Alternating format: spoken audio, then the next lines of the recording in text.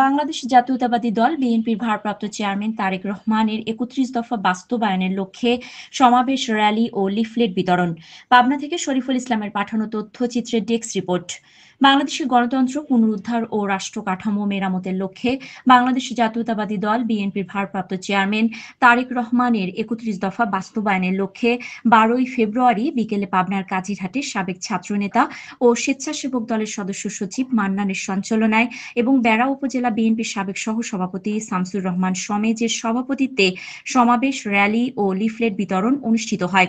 এ সময় অনুষ্ঠানে প্রধান অতিথি হিসেবে উপস্থিত ছিলেন বেড়া উপজেলা বিএনপির সাবেক সাধারণ সম্পাদক রইস উদ্দিন আহমেদ।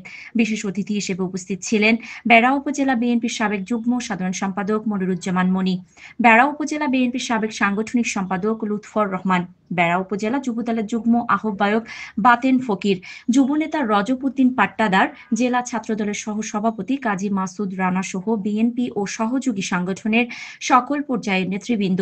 এ সময় বক্তারা তাদের বক্তব্যে বলেন, ৩১ দফা বাস্তবায়ন হলে বাংলাদেশ হবে একটি সমৃদ্ধশালী সোনার বাংলাদেশ। পরে সমাবেশ শেষে উপস্থিত সকল নেতাকর্মীদের সাথে নিয়ে লিফলেট বিতরণ ও র্যালি অনুষ্ঠিত হয়। রাষ্ট্র কাঠামো মেরামত, আপনারা জানেন আমাদের অগ্রজেরা বুকের তাজা রক্ত দিয়ে আমার প্রিয় নেতা শহীদ রাষ্ট্রপতি জিয়াউর রহমান রণাঙ্গনে যুদ্ধ করে যে দেশটি আমাদেরকে উপহার দিয়েছিলেন, সেই রাষ্ট্রটি এই বিগত ১৭ বছর শেখ হাসিনা আর তার যে পরিবারের সমস্ত লুটেরারা তারা ভঙ্গুর করে দিয়েছে। যদি আমাদের একটি ঘর ভেঙে যায়, সেই ঘর মেরামত করার প্রয়োজন হয়। আজকে ৫০ বছর পরে, আমাদের অর্ধ শতাব্দী পরে বাংলাদেশ নামক রাষ্ট্রটি এই ফ্যাসিস্ট হাসিনা ভেঙে ফেলেছে, যে কারণে সেই রাষ্ট্রটি মেরামত করার প্রয়োজন হয়েছে।